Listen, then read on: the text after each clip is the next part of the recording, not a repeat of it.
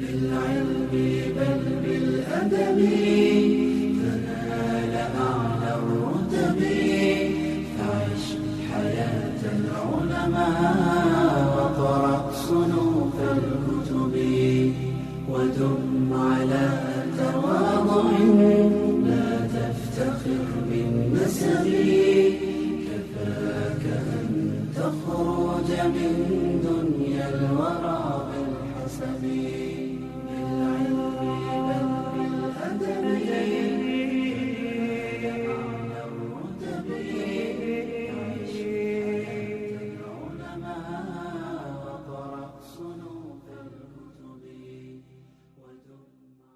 بسم الله الرحمن الرحيم إن الحمد لله نحمده ونستعينه ونستهديه ونعوذ بالله من شرور أنفسنا ومن سيئات أعمالنا من يهده الله فلا مضل له ومن يضلل فلا هادي له أشهد أن لا إله إلا الله وحده لا شريك له وأشهد أن محمدا عبده ورسوله لا نبي بعده بسم الله الرحمن الرحيم اللهم أنت ربي لا إله إلا أنت خلقتني وأنا عبدك وأنا على عهدك ووعدك ما استطعت أعوذ بك من شر ما صنعت أبوء لك بنعمتك علي وأبوء بذنبي فاغفر لي فإنه لا يغفر الذنوب إلا أنت اللهم إنا نسألك علما نافعا ورزقا طيبا وعملا متقبلا اللهم آمين. Baik, kita lanjutkan dirasat usul al-fiqh pertemuan ketiga dalam kajian kitab al-usul min ilmi al-usul.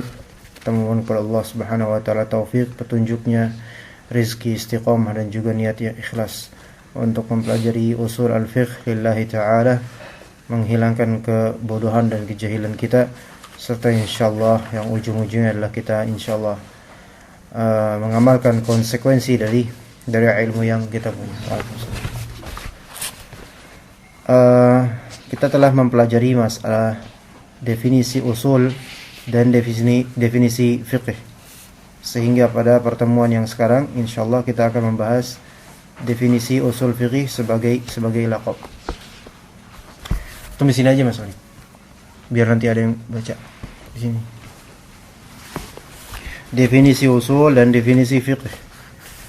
Terus sebelumnya kita ingatkan bahwasanya usul fiqh didefinisikan dengan dua tinjauan.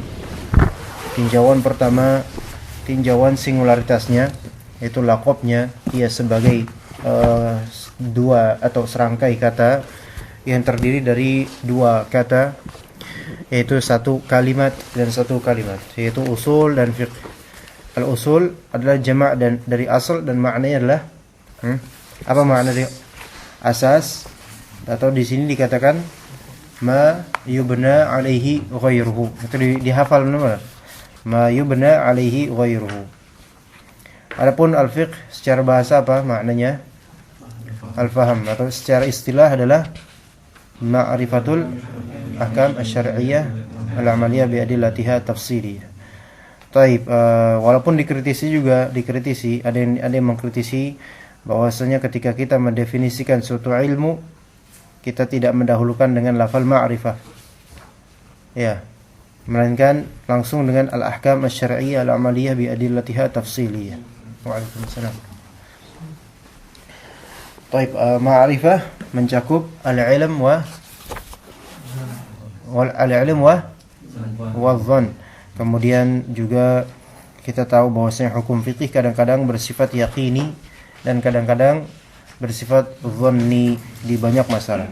Kemudian al-ahkam, kita tahu ada berapa macam ahkam?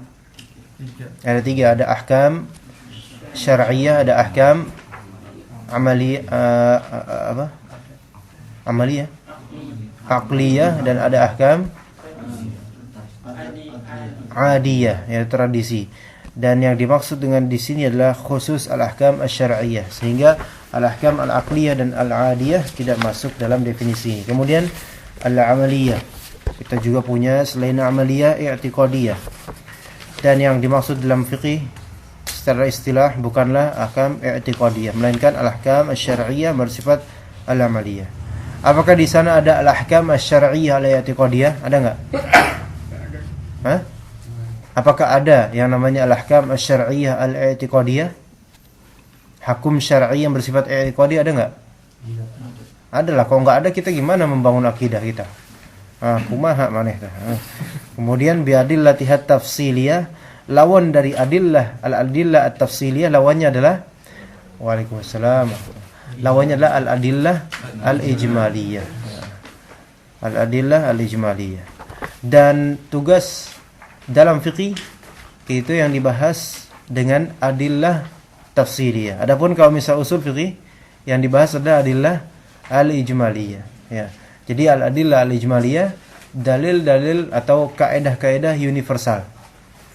Ya, kaidah-kaidah universal yaitu qaidah kulliyah. Waalaikumsalam warahmatullahi wabarakatuh. Qaidah kulliyah. Adapun kalau misalnya fikih yang dibahas atau dengan pembahasan adanya di dalamnya adalah qaidah yang tafsiliyah, yaitu dalil-dalil tafsiliyah. Baik. Kita lanjutkan sekarang ats-tsani bi'tibari kaunihi laqaba li hadzal fannil muayyan. Ya. Kita akan mulai dari situ insyaallah taala. Baik, tafadhal Mas Malik. Bismillah. Bismillah wassalatu wassalamu ala Rasulillah. Allahumma inna nas'aluka ilman nafi'a wa rizqan thayyiba wa amalan mutaqabbala. Qala Syekh rahimahullah, ats-tsani bi'tibari kaunihi laqaban li hadzal fannil muayyan fayu'rafu bi annahu ilmun yabhasu an adillatil fiqhi al-ijmaliyyati wa kayfiyatil istifadatu minha wa halul mustafid.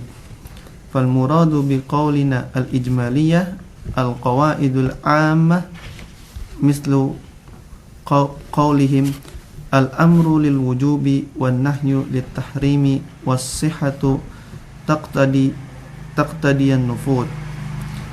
فخرج به الأدلة التفصيلية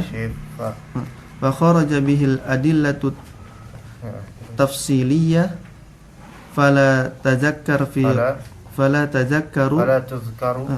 تذكر في أصول الفقه إلا على سبيل التمثيل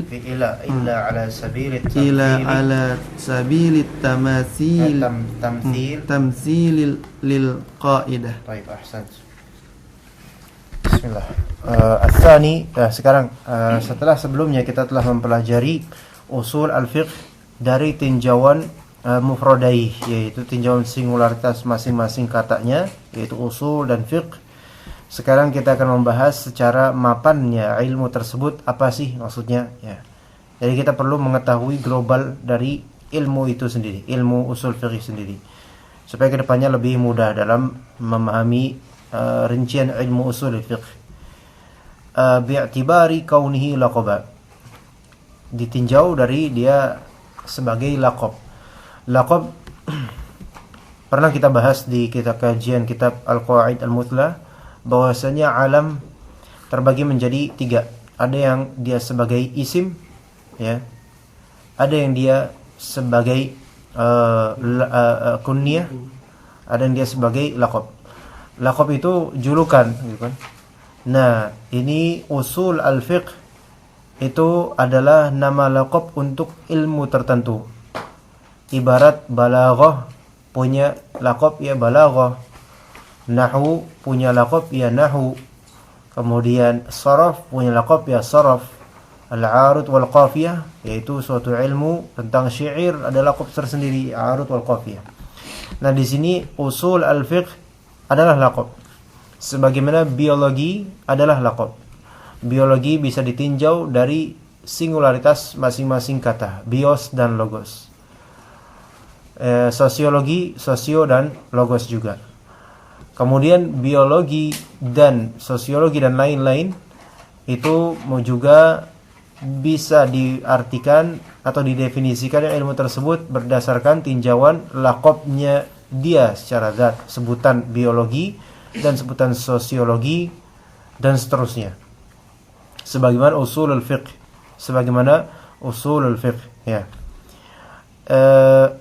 Laqaban li hadzal fannil muayyan untuk hadzal fan. Al-fan yaitu bidang. Al-fan maksudnya adalah bidang. Sebenarnya fan bisa artinya seni. Di sini maknanya adalah bidang. Bidang ilmu ya. Makanya ada seorang ada misal seseorang disebut mutafannin, ada orang disebut mutabahhir. Mutafannin itu orang yang konsentrasi di satu bidang tanpa bidang lainnya, itu mutafannin. Misalnya seorang lulusan jurusan hadis, maka dia mutafannin di bidang hadis, namun mungkin dia kurang bagus kalau misalnya dia mengajar di bidang tafsir misalnya. Ada seorang dia konsentrasinya di bidang tafsir. Nah, dia mutafannin di bidang tafsir, dan ketika dia misal disuruh mengajar fikih dia kurang mampu. Nah, itu mutafannin. Tapi ada juga mutabahhir. Kalau mutabahhir, misal walaupun dia konsentrasi di suatu ilmu tertentu, namun dia insyaallah bisa berbicara di beragam bidang. Jadi mutafannin dari kata fan juga, yaitu bidang. Adapun kalau misalnya mutabahhir dari kata bahar, yaitu laut. Ya, mutabahhir itu yang memang dia melaut ilmunya. Dan insyaallah kita semua dan termasuk antum, semoga Allah berikan ilmu yang bermanfaat dan berkah untuk diamalkan. Tapi jadi fan artinya apa tadi fan? Ya, bukan fun English ya, beda lagi. Fun English berarti kesenangan. Kalau fan kipas angin ya. Li hadzal fannil muayyan. Ini baca muayyan bukan mu'in. Walaupun memang fun ini mu'in. Kalau mu'in artinya membantu, pembantu. Tapi kalau misalnya muayyan artinya tertentu. Khas. Jadi sebagai laqab untuk fan yang muayyan ini, yaitu bidang ilmu yang tertentu ini, fayu'arrafu bi annahu, maka dia pun yu'arraf, didefinisikan bahwasanya dia adalah, nah ini tolong hafalkan nanti mulai dari kalimat adillah al-fiqh al-ijmaliyah sampai akhir. Ilmun yabhathu an adillatil fiqhil ijmaliyati wa kayfiyatil istifadati minha wa halil mustafid. Ini harus paham. Sebelum kita ke bab selanjutnya, enggak boleh ada yang belum paham. Ilmu usul al-fiqh dikatakan adalah ilmun yabhathu an, itu dulu, suatu ilmu yang membahas tentang ilmun yabhathu an, suatu ilmu yang berkonsentrasi atau membahas perihal apa? Perihal tiga hal. Pertama, adillatil fiqhil ijmaliyah, itu pertama. Kedua, kaifiyatil istifadati minha. Yang ketiga, halil mustafid. Jadi ada 3 global yang dibahas dalam usul fikih, enggak bakal keluar dari itu insyaallah. Imma adillatil fiqh al-ijmaliyah, imma turuqul istifadah atau kaifiyah, di sini bahasanya kaifiyah. Mungkin lebih tepatnya turuq al-istifadah, yaitu jalur-jalur dan cara-cara. Kaifiyatul istifadati minha, dan yang ketiga halil mustafid. Oke. Kalau yang pertama berarti membahas tentang kaidah-kaidah fikih yang umum. Adillah al-fiqh di sini adalah yaitu kaidah-kaidah, dalil-dalilnya.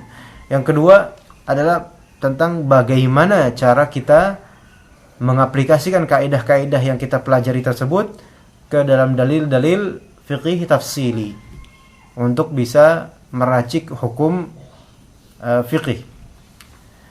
Dan yang ketiga, setelah tadi kaidah-kaidah atau dalil, kemudian gimana cara mengaplikasikan kaidah dan dalil, sekarang yang ketiga bagaimana cara mengetahui karakter orang yang bisa melakukan itu, yaitu mujtahid. Oke. Dari penjelasan global itu ada yang sudah paham? Belum paham? Belum paham. Alhamdulillah. Mas ini Pak siapa namanya Pak? Zikri. Pak Zikri udah paham? Dalil yang dimaksud secara umum atau Nanti insya Allah kita bahas. Berarti belum paham. Hayu udah paham? Alhamdulillah. Khalid ada muskilah? Oke, nggak apa-apa. Hari Pak Abu Naurah. Apa itu ngangguknya gimana maksudnya? Agak apa gimana Pak? Hah? Belum terlalu. Ayo ngangguk. Berarti ini optimis insyaallah ya. Bismillah. Taib usul al-fiqh. Berbeda dengan fikih ya kan? Beda. Di antara perbedaan yang paling signifikan bahwasanya usul al-fiqh itu lebih menguasai sesuatu yang hal sifatnya umum. Ya kan? Kalau misalnya fikih itu masuk ke bab-bab amalnya, yaitu sholatnya, apa hukum sholat, apa ini, ya kan? Kalau kita lihat, ini antum bertanya, apa hukum sholat syuruk misalnya? Sunnah. Itu fikih atau usul fikih? Fikih. Tapi kalau misalnya kita bilang, apa itu sunnah? Itu masuk fikih atau usul fikih? Usul fikih. Bisa paham sini? Apa definisi sholat? Sholat itu, sholat atau sholat syuruk atau sholat subuh, apa definisi sholat? Itu fikih atau usul fikih? Usul fikih. Apa hukum sholat 5 waktu? Itu fikih atau usul fikih? Usul fikih. Afwan, fikih. Tapi kalau misalnya apa makna dari hukum? Usul fikih. Apa makna dari fardu dan wajib? Usul fikih. Bisa kebayang? Baik, udah kebayang itu, Anda ulangi di sini.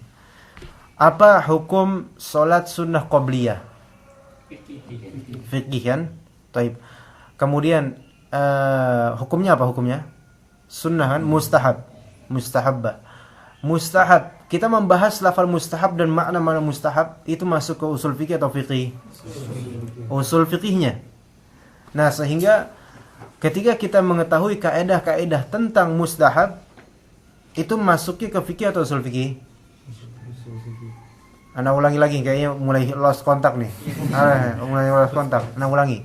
Anda misalnya kita ada beberapa pembahasan. Pembahasan pertama, apa hukum sholat sunnah qobliyah? Udah sholat sunnah ya, sunnah. Sholat sunnah qobliyah apa hukumnya? Sunnah. Pertanyaan itu pertanyaan fikih atau usul fikih?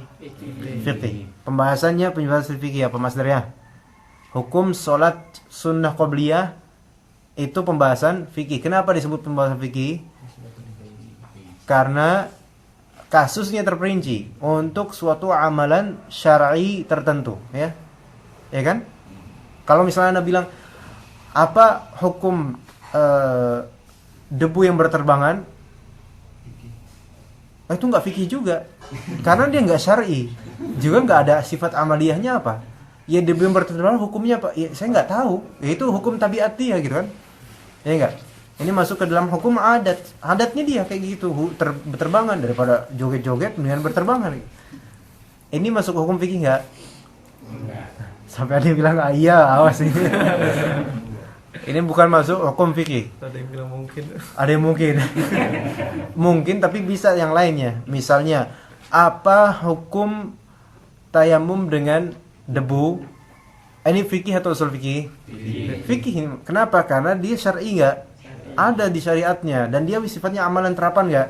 Amalan terapan dan dia dengan dalil yang khusus enggak? Dengan dalil yang khusus. Ini berarti fikih mainnya.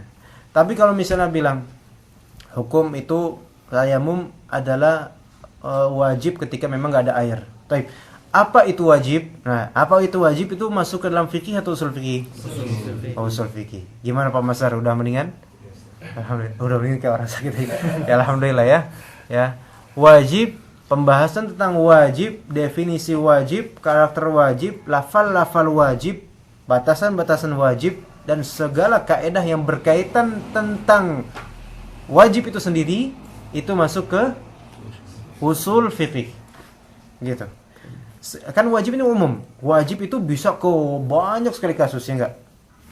Ke kasus misalnya zakat fitrah, ke kasus misalnya sholat 5 waktu, ke kasus misalnya puasa Ramadan bagi yang tak berhalangan. Itu semua kan masuk ke dalamnya wajib. Nah, wajib ini, pembahasan tentang wajib itu dibahas di usul al-fiqh. Adapun pembahasan tentang rincian amalan-amalannya dan hukum-hukumnya itu masuk ke fikih. Kalau anda tanya, bagaimana tata cara sholat qiyamul lail, itu fikih atau usul fikih? Fikih. Apa hukumnya qiyamul lail, fikih atau usul fikih? Apa hukumnya qiyamul lail? Masih usul aja. Fikih. Fikih. Kemudian hukumnya apa? Sunnah kan? Apa itu sunnah? Masuk ke usul fikih. Makanya ketika antum apa hukumnya qiyamul lail, sunnah. Apa itu sunnah? Apa ya? Anda nggak tahu. Ah, ini berarti ini nggak benar nih. Dia tahu fikihnya tapi nggak tahu usulnya. Dia ibarat tahu cabang nggak tahu pondasi. Dia ibarat punya rumah tapi nggak punya pondasinya, gitu loh. Ya, gitu. Ya udah, kita lanjut ke halaman berikutnya ya. Udah paham kan? Ya udah, ini tertinggalkan ya. Udah selesai ya. Ya. Baik, kita mulai lagi. Didefinisikan bahwasanya ilmu usul fikih itu adalah ilmu usul fikih itu ilmu. Kalau bukan ilmu ngapain dipelajari? Ilmu yang membahas tentang pertama apa tadi? Adillatul fiqhil ijmaliyah. Oke. Adillah dalail yaitu dalail.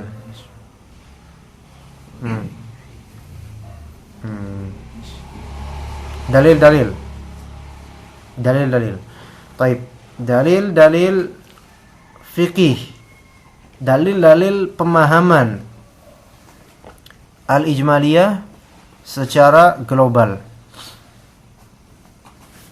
Atau bisa kita katakan adillatul ijmali, al-adillah al-ijmaliyah adalah al-qawaid al-ammah. Kaidah yang umum.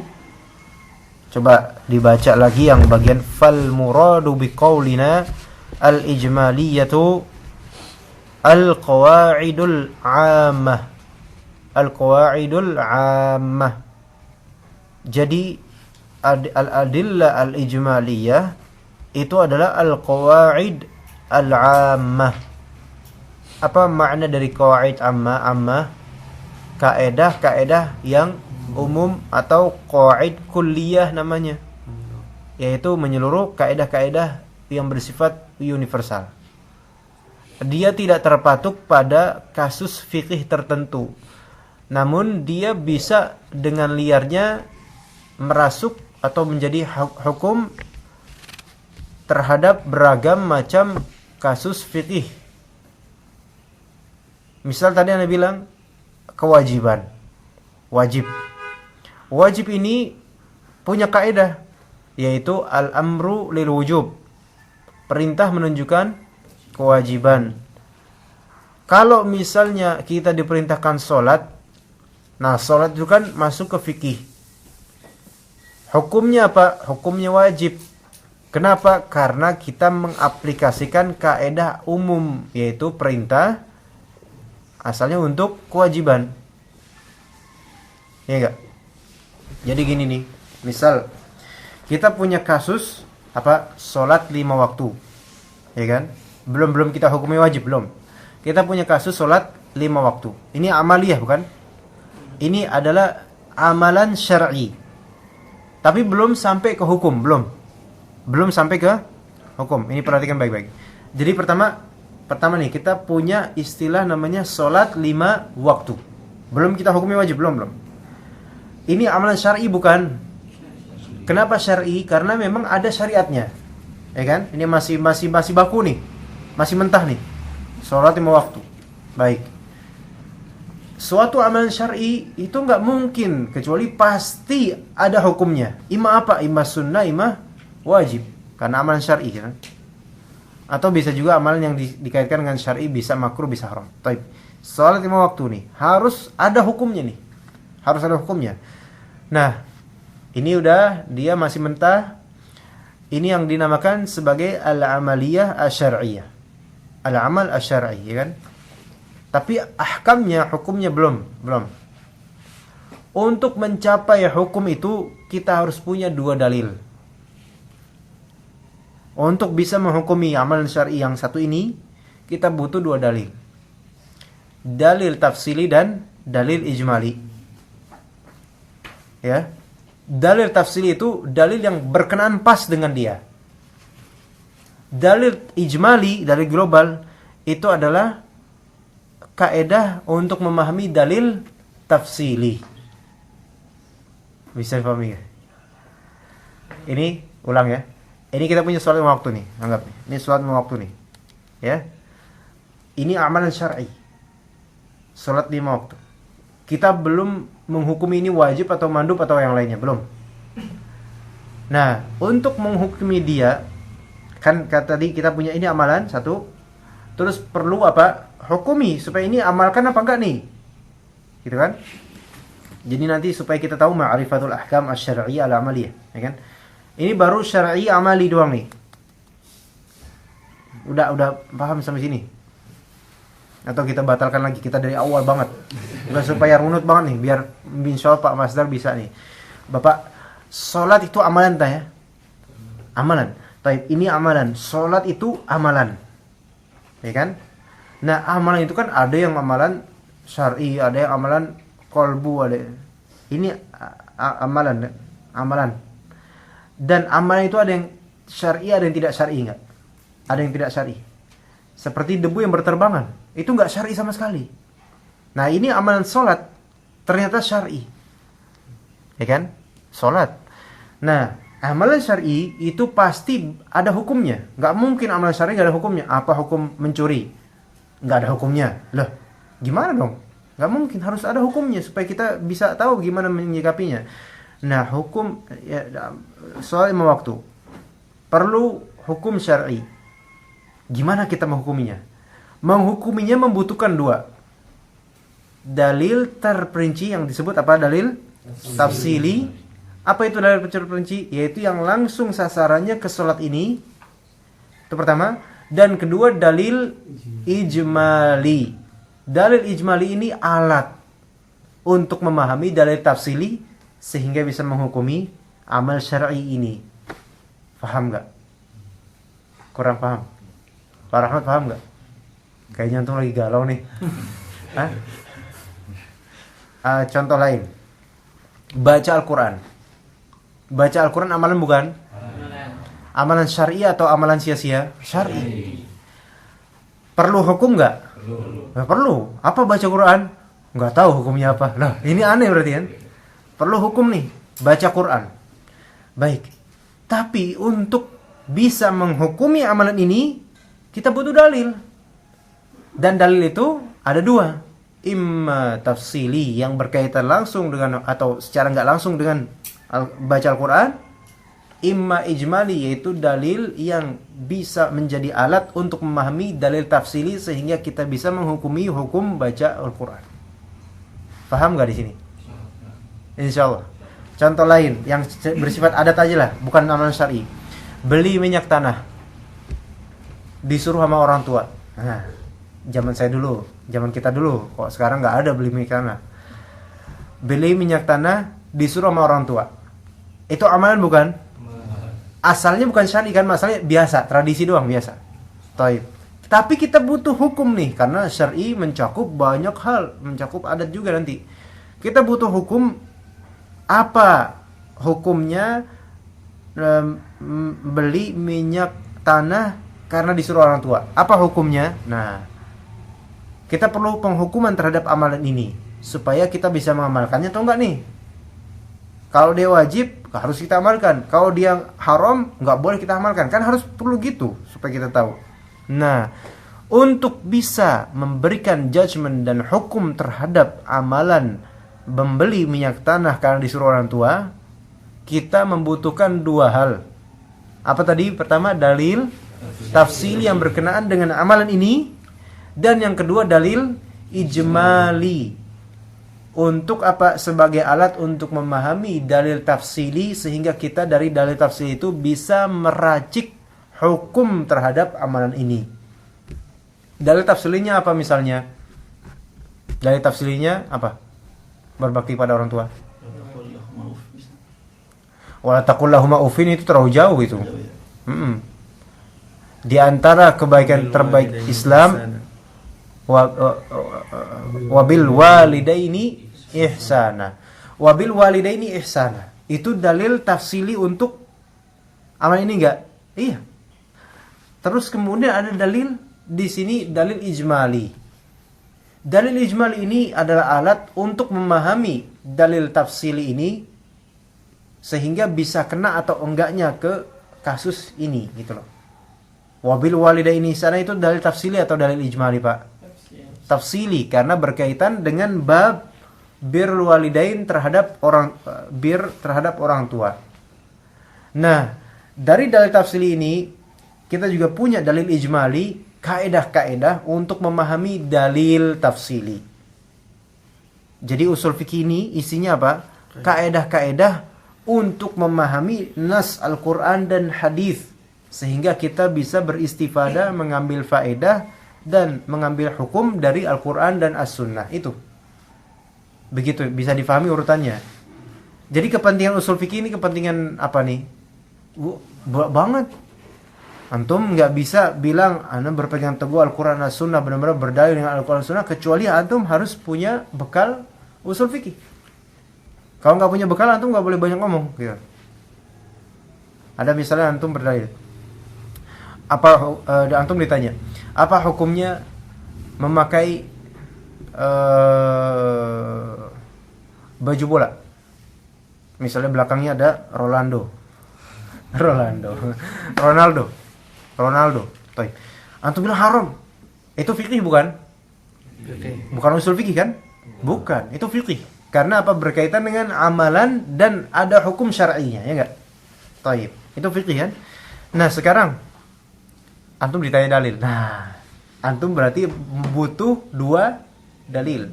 Dalil tafsili yaitu berkaitan dengan amal ini, dan dalil ijmali yaitu bagaimana antum menggoreng dalil itu sehingga bisa mateng tuh antum. Maksudnya antum jangan bilang apa ini ya haram, dalilnya apa? Ini jelasin dong korelasinya antara dalil dengan hukum, antara premis dengan konklusi. Antum korelasinya apa nih? Karena nggak semua yang berdalil benar, nggak semua. Apa dalilnya pakai baju bola Ronaldo nggak boleh? Dalilnya adalah wasariqatu faqta'u aydiyahuma. Oh, orang awam, dalil Al-Quran. Dalilnya apa? Dalilnya qul ya ayyuhal kafirun la a'budu ma ta'budun. Wah, iya juga nih, karena itu kan orang kafir. Ya, taib. Itu dengan Al-Quran sahih, tapi belum cukup. Dia harus bisa menggoreng dalil tafsir itu, maksudnya memasaknya dengan dalil ijmali. Yaitu gimana dicari istinbatnya nih. Jadi enggak sembarangan.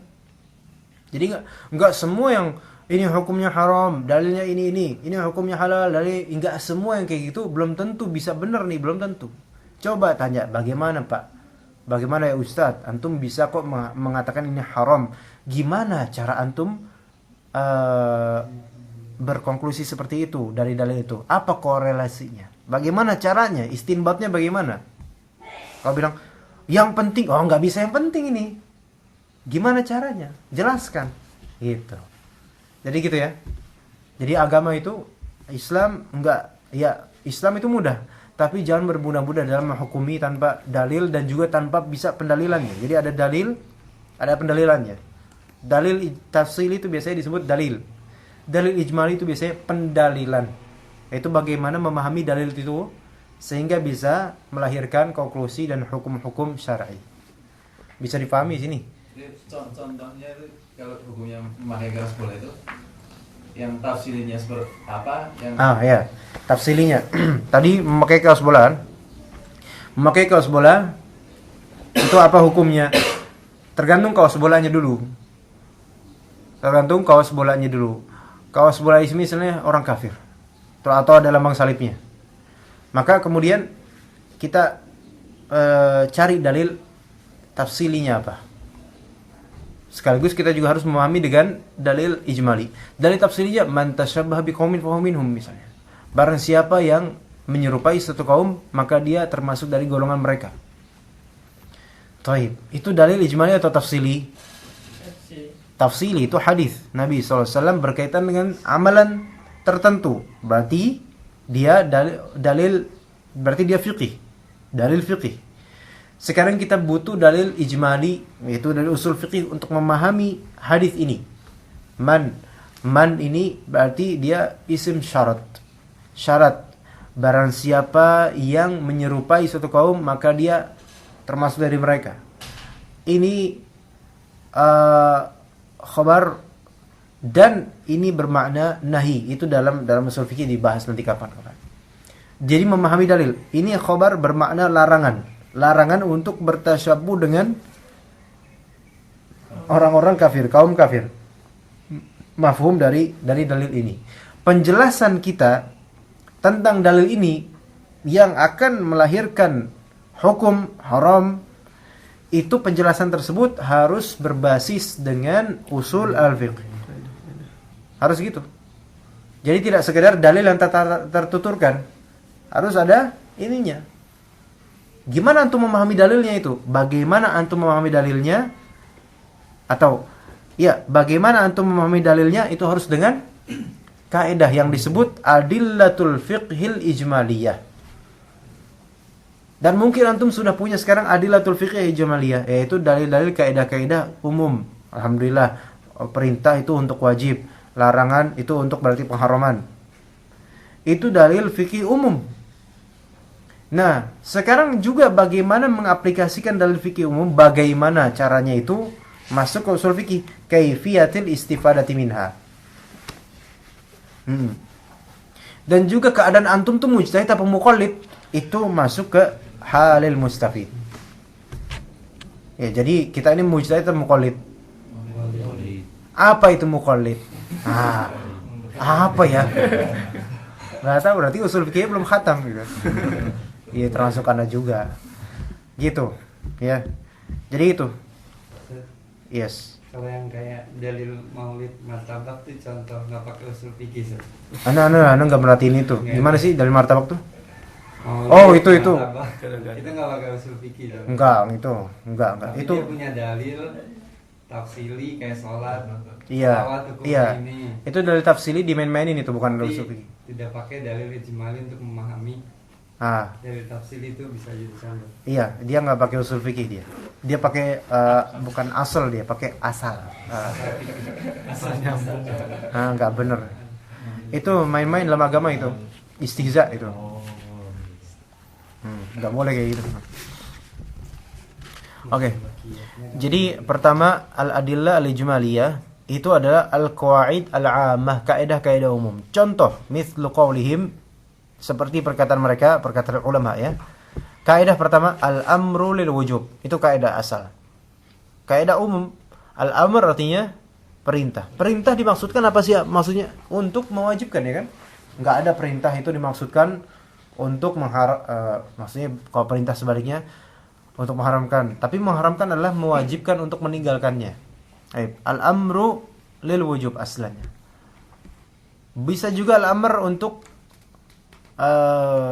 penganjuran bisa, tetapi asalnya al-amr lil wujub. Taib wan nahyu lit tahrim, dan pelarangan untuk mengharamkan. Itu baik secara syar'i atau secara urfi juga kayak gitu memang. Ketika misalnya kita inginkan anak kita, kamu belajar sekarang. Itu amr bukan? Amr. Berarti kita ibarat mengharuskan, mewajibkan dia belajar. Dan anak itu secara fitrah dan nalurinya memahami. Ya kan? Al-amru, belajar kamu sekarang. Mustahab ini. Enggak, anak itu enggak bakal pikir mustahab, tapi harus wajib sekarang. Iya, wajib belajar. Wa nahyu lit tahrim. Jangan nyolong, Nak. Jangan nyolong.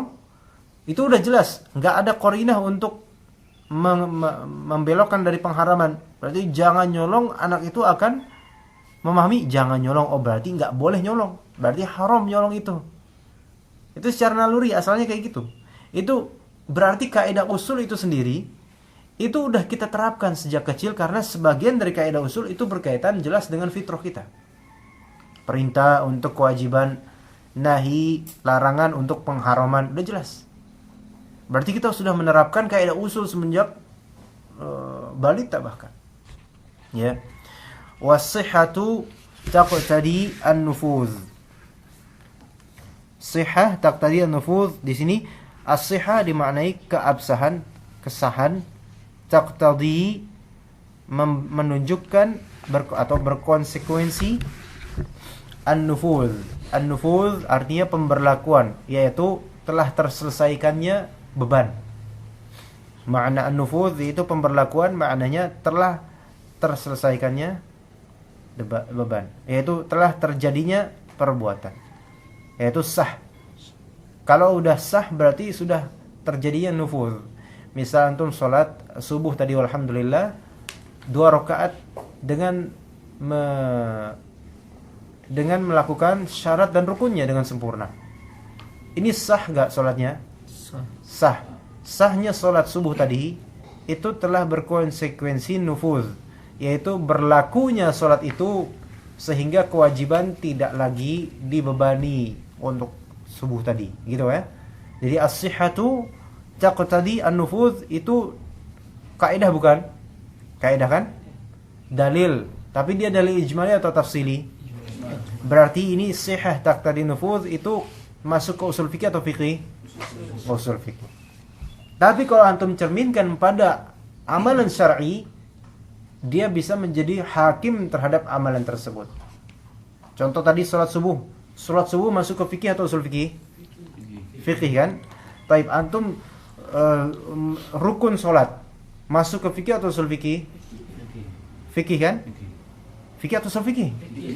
Fikih. Rukun itu sendiri masuk ke rukun. Apa itu rukun? Itu masuk ke usul fikih atau fikih? Usul fikih. Nah, bisa dibedakan sekarang kan? Syarat sah salat. Syarat sah salat apa aja itu masuk ke fikih atau usul fikih? Fikih. Tapi syarat itu sendiri maknanya apa? Itu masuk ke usul atau fikih? Usul. Sah, makna sah itu masuk ke usul atau fikih? Usul, gitu ya. Nah, antum sudah rukun dan syarat sah salat udah ditunaikan semuanya. Selesai. Assalamualaikum warahmatullahi wabarakatuh. Assalamualaikum warahmatullahi wabarakatuh. Selesai. Nah, sah enggak salatnya? Sah. Salatnya sah. Nah, salat yang sah kita goreng itu dengan kaidah as-sihhatu taqtadi an-nufuz. Itu kaidah. Keabsahan itu berkonsekuensi hilangnya pembebanan, telah terjadinya pemberlakuan amalan sehingga selesai amalan tersebut. Kita pikir assalamualaikum warahmatullahi wabarakatuh, udah selesai. Tadi belajar kaidah as-sihhatu taqtadi an-nufuz, berarti sah, salat saya insyaallah sekarang sah, udah rukun dan syaratnya udah selesai. Berarti salat ini taqtadi an-nufuz, yaitu telah berlaku salat saya ini. Berarti saya enggak perlu mengulangi lagi. Udah? Nah, itu disebabkan apa? Ada kaidah as-sihhatu taqtadi an-nufuz. Ana menghakimi salat saya tidak perlu diulangi lagi, itu fikih atau usul fikih? Salat saya tidak perlu diulangi lagi. Fikih itu maksudnya. Mainnya fikih. Berarti gimana? Enggak usah diulangi lagi kan? Enggak usah. Berarti maksudnya fikih, menghukumi amalan kita nih, udah sah amalannya. Nah, perihal kaidah as-sihhatu taqtadi nufuz itu masuknya ke usul fikih. Jadi usul fikih itu penting. Ya. Fa kharaja bihi, maka keluar dengan adanya al-ijmaliyah ini. Apa yang keluar? Al-adillatut tafsiliyah. Dalil-dalil terperinci yang kemarin kita bahas. Yaitu yang terperinci yang berkenaan dengan hukum fikih, yang berkenaan dengan amalan fikih tertentu. Fala tuzkaru, maka kemudian dalil tafsiliyah tersebut tidak disebutkan fi usulil fiqh, dalam usul fiqh, illa ala sabilit tamthili lil qa'idah, kecuali sebagai sabili tamthil, sebagai jalan pencontohan saja untuk penerapan kaidah. Jadi dalam usul fiqh dalil tafsil wa aqimus shalah wa atuz zakah itu dalil tafsil, dalil fiqih itu tidak disebutkan dalam usul fiqih. Dalam kitab-kitabnya enggak disebutkan, kecuali kalaupun disebutkan untuk mencontohkan. Misalnya di kitab fiqih yang tebal nih ada penjabaran tentang kaidah al-amru lil wujub. Al-amru lil wujub, penjabaran kaidah al-amru lil wujub dijabarkan. Di antara penjabaran ya harus ada contoh ya. Maka contohnya wa aqimus shalah. Ini wa aqimus shalah, ini dalil bukan? Dalil. Tapi dia dalil tafsili atau dalil ijmali? Tafsili. Dalil fiqih atau dalil usul fiqih? Dalil fiqih. Kemudian disebutkan dalil fiqih, itu buktinya disebutkan dalil fiqih dalam kitab usul fiqih. Itu disebutkan bukan untuk dipelajari asasnya atau bukan asalnya untuk dipelajari dalil itu, tapi untuk percontohan terhadap kaidah usul. Misalnya wa aqimus shalah. Aqimus shalah, dirikanlah oleh kalian salat. Ini masuk ke dalam bab al-amru lil wujub. Berarti memang asalnya kita berbicara tentang dalil usul fiqih di kitab usul fiqih. Dicontohkan dengan dalil-dalil tafsili fiqih. Bisa dipahami sekarang? Udah mulai tergambar. Bapak Mas Dar gimana Pak? Jadi kita nggak bisa menghukumi orang-orang itu yang sholat nggak punya dalil itu nggak bisa. Nggak punya dalil nggak bisa kalau bisa kita taklid Pak. Jadi taklid itu nggak semuanya buruk. Bisa kalau kita bertaklid bisa. Kita bisa menghukumi suatu amalan. Kita kan orang awam. Iya. Apa semua orang baru masuk Islam harus belajar usul fikih? Nggak harus. Bahkan nggak semua muslim harus belajar usul fikih, nggak harus. Tapi kalau seorang muslim dia thalibul ilm, ya kemudian terutama yang masih muda dan masih kuat, kemudian dia mau banyak berbicara agama di depan orang, baik di podium ceramah atau di masyarakat doang, maka dia harus punya usul fikih. Gitu Pak. Bedakan antara orang awam dengan orang yang memang dia mau mencari ilmu dan menyebarkan ilmu, itu beda. Gitu. Sehingga misalnya kalau Bapak misalnya awam, maksudnya bukan sebagai dai lah, gitu ya, orang biasa aja lah. Ketika Bapak ingin menghukumi, ini nggak boleh zakat dengan misalnya dengan uang misalnya. Itu apa? Ya itu kata itu di ceramah kemarin itu sah nggak ngomong kayak gitu? Nggak apa-apa sebagai orang awam. Itu taklid bukan? Taklid. Nggak apa-apa kalau memang dia posisinya sebagai orang awam yang memang dia bukan dai, bukan mengajak ini. Dia bertaklid Pak, boleh menghukumi seperti itu. Saya mendengar kajian ini zakat dengan uang nggak boleh, walaupun itu mazhab Hanafiyah. Tapi kata ustaz saya nggak boleh, karena asalnya dulu zakat gini-gini. Ini boleh nggak ngomong gini? Boleh, dakwah. Jadi dakwah itu boleh juga orang awam dengan semampunya dia. Sehingga seorang yang awam boleh menghukumi suatu amalan berdasarkan taklidnya dia kepada mungkin gurunya. Begitu Pak.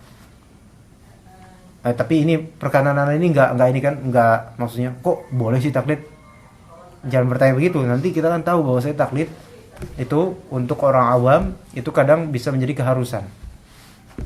Masa harus ijtihad? Enggak bisa kan? Memahami dalil-dalil, buka-buka kitab Kifayatul Akhir enggak bisa kan? Itu makanya porsinya masing-masing ada. Adapun thalibul ilm maka harusnya tidak taklid baiknya. Tapi nanti insya Allah itu pelajaran terakhir. Bab taklid, ittiba, ijtihad itu nanti. Begitu Pak ya. Adapun kita di sini belajar usul fikih, yaitu benar-benar untuk supaya sebagai khazanah ilmiah kita, sehingga di antara manfaat juga adalah kita bersikap insaf juga. Banyak dari rekan-rekan kita, masya Allah, beda sedikit fikih, masya Allah, udah langsung luar biasa. Inkarnya kepada fikih-fikih lainnya misal atau amalan lainnya. Ini bukan masalah tentang masalah maulid atau masalah itu, itu udah jelas beda. Tapi ini masalah beberapa hal lah. Beberapa hal di beberapa kasus fikih tertentu ya, karena mungkin kurang belajar usul fikih jadi kurang menghargai pendapat ulama lain atau pendapat fikih dari mazhab lain.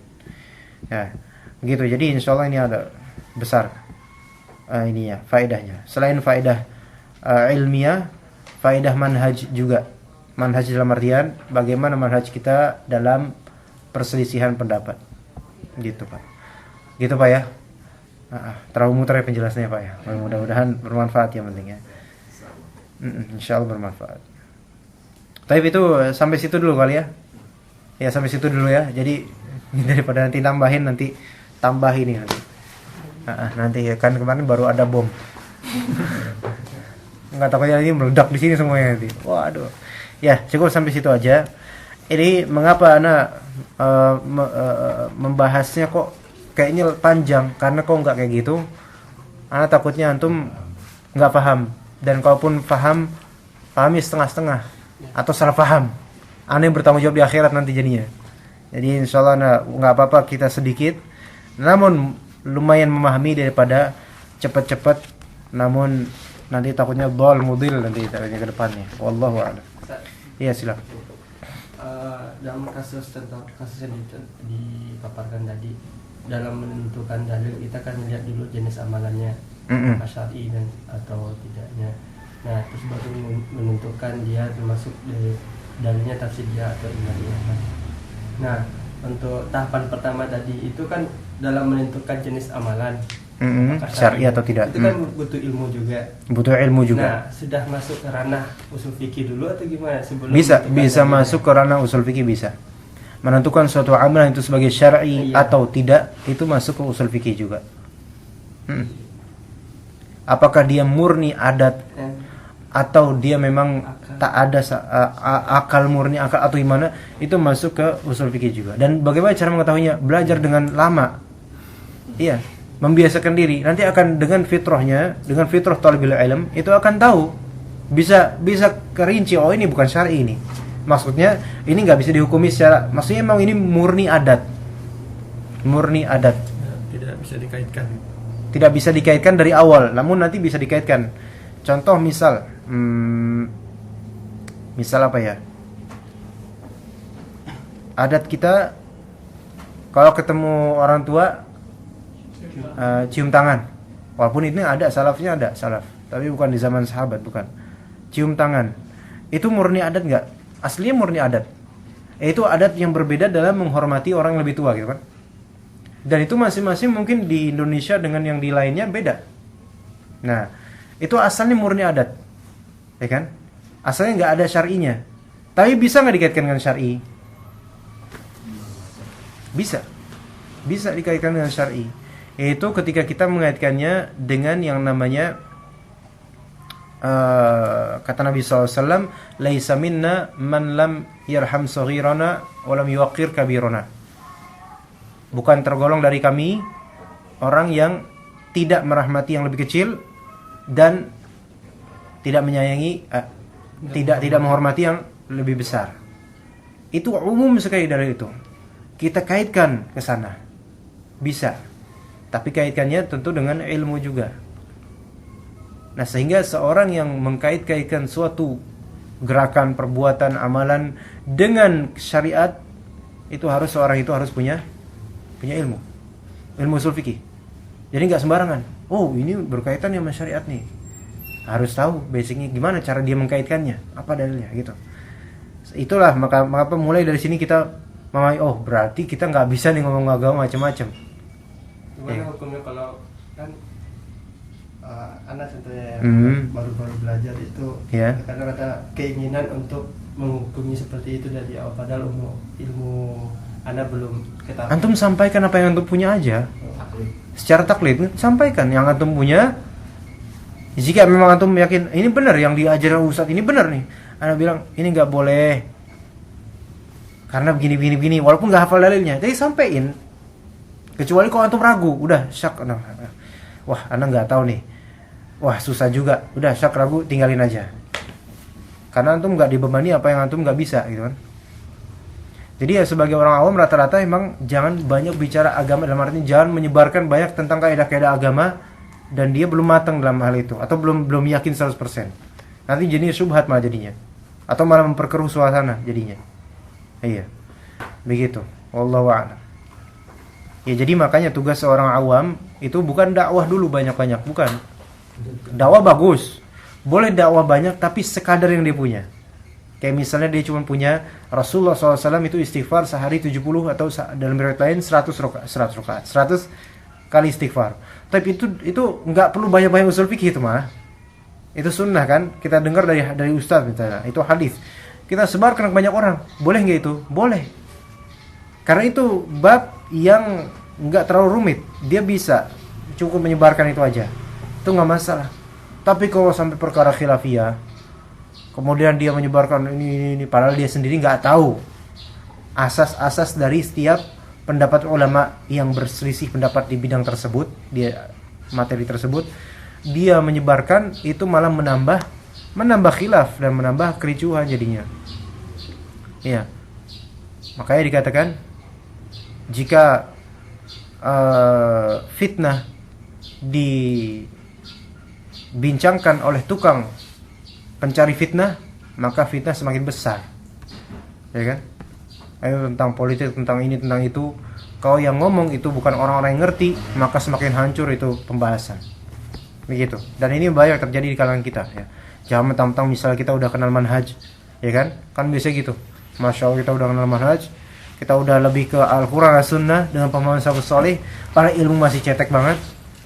Kitab pun nggak pernah dikaji, nggak pernah apa. Tapi kemudian ngomong di mana-mana tentang masalah ini bid'ah, masalah ini bid'ah. Nambah kericuhan jadinya. Dia sendiri nggak tahu bid'ah itu apa. Jadi parah jadi masyarakat. Nah ini. Makanya kita perlu duduk dulu di majelis ilmu, belajar ilmu-ilmu alat. Insyaallah nanti ada waktunya untuk lebih bisa mendakwah. Insyaallah taala. Oke. Subhanakallahumma bihamdika asyhadu an la ilaha illa anta astaghfiruka wa atubu